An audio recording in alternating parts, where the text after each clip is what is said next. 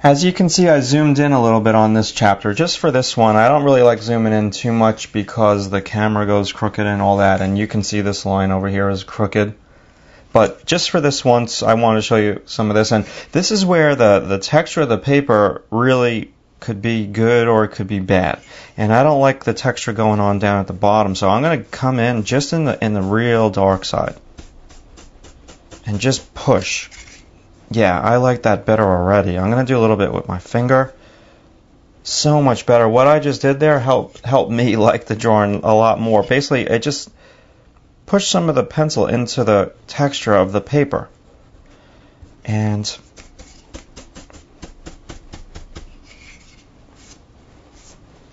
just blend in with the way the fabric is going. And at the same time, I'm knocking down the fabric. Okay, so let's come on in just in this chapter and let's see if we can push the fabric a little bit more. Now I'm going to do a little bit more with my eraser. It's just a constant give and take. So I'm really pointing my little kneaded eraser this way.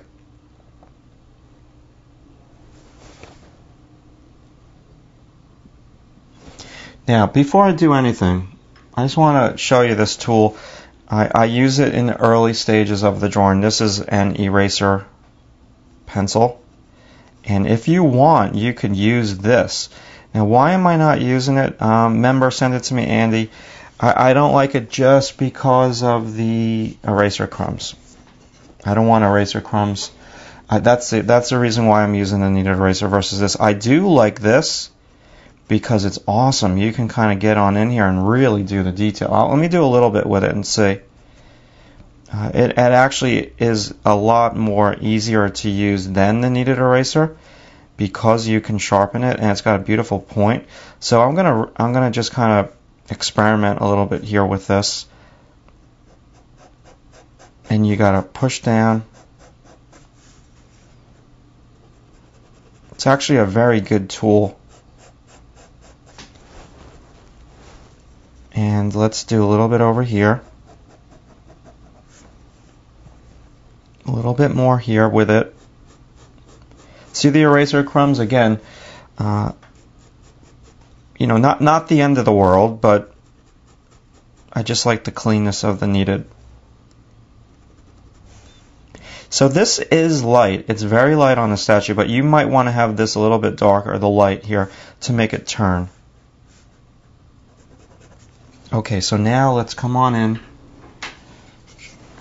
And the thing, okay, I brushed the eraser crumbs off, and that probably looked really fun for you at home watching me do that. Probably blurred the TV, but the eraser crumbs are still in the paper, so you got to brush it a couple of times to really get them off, and that's part of the reason why I'm not a big fan of anything that leaves eraser crumbs, even if it's like this thing. This thing isn't that bad. Let's try the actual pencil eraser. Now, that's okay. Didn't leave too much. Now, when I first started painting, I really used to put down the paint. I painted the same way as what I'm drawing right now. I'd put down the paint, and I'd take a big watercolor brush, and I'd tap it. And everything would soften out. And then I'd come back in with more paint, and I'd put paint down in the direction with a really little tiny brush, and then I would tap it again. And it's a very tedious process, but the end results are amazing. You get this really soft volume-esque type thing. It's not for everyone. It's very different than impressionistic painting, where you put a brush stroke down and that's it. But the tapping out is quite nice. Just made a little boo-boo there. Yeah, so far the only thing that I've liked that I've done on this chapter was the initial. Why did I just mess up? So when you do a few mess ups like this, let's talk again big picture. The more mess ups you have at this point, the more that's a clue telling you, you know, tread lightly, make every line count, don't overwork. Once you start to make these like little mess ups, it means that you're starting to get too tedious, you're trying to be too perfect, and you're overworking the drawing. So I have that in the back of my mind, and I'm really starting to think about you know, we've got like another hour left of video, maybe a little bit more, hour and 20 minutes tops for this DVD. So I'm trying to make like every line count, and I probably won't work on the fabric that much more after this chapter, maybe a tad.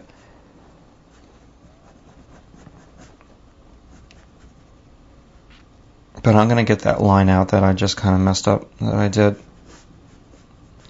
Let's push a little bit more of the modeling factors. Now I got a nice reflected light over there.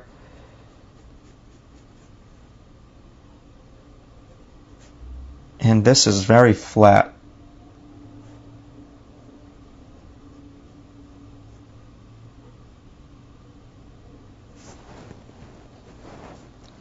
Let's do a little bit on the bottom.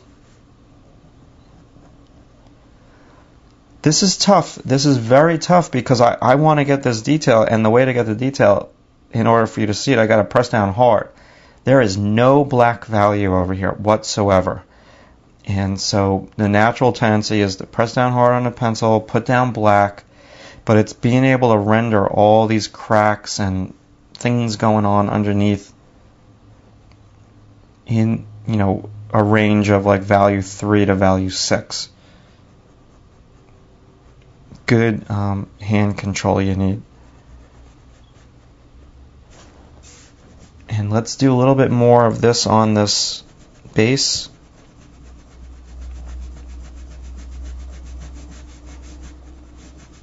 This is just a nice reflected cast shadow down here. I'm going to cheat and I'm going to go a little bit darker than what I see, just because I'm choosing to manipulate the values a different way. I'm choosing not to put in the dark background over there, just because I wanted a lighter feel. I didn't want it against, you know, pure dark. That's also for practical reasons. I didn't want to smudge this whole drawing by putting down a really dark over there. Just doing some line work here.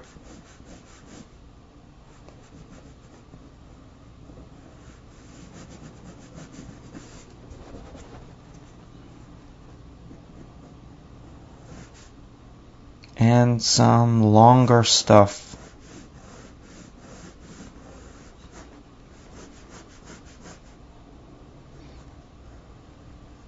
Clarify this area.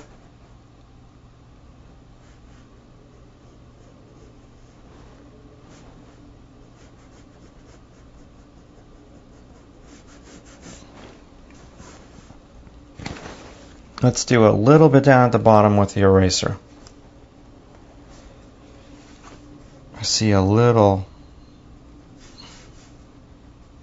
Yeah, novice would definitely make this stuff down here too light. I see it light, but I'm going to manipulate the values and I'm not going to match what I see, because if I match what I see, yeah, that's just destroying my form over there. So that's a tough call. I mean, I do see that light, but I don't want to put it in. For the sake of the drawing and for the sake of the 3-dimension, you as the artist have got to control your reflected lights and not make your reflected lights too light, because they will destroy your form. And I'm almost like going to leave this very simplistic surface planes down here, not because I can't render it, but because that's my choice. Remember what I said way back when, that you want to make a decision early on. Are you going to do your detail in the light, or are you going to do your detail in the shadow? I've said that on multiple DVDs, and I don't want to do my detail down here in the shadow. I think it'll flatten the drawing out. I'm just trying to do it with my pencil and not with the eraser, not pulling out the lights. I can stipple a little bit, 1 or 2 chips. A little line goes a long way, and then from this line over to the right, I'm going to just turn the statue a little bit more by putting in that tone.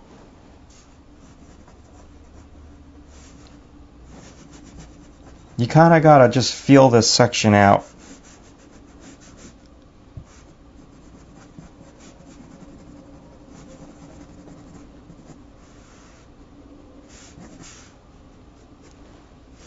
Okay.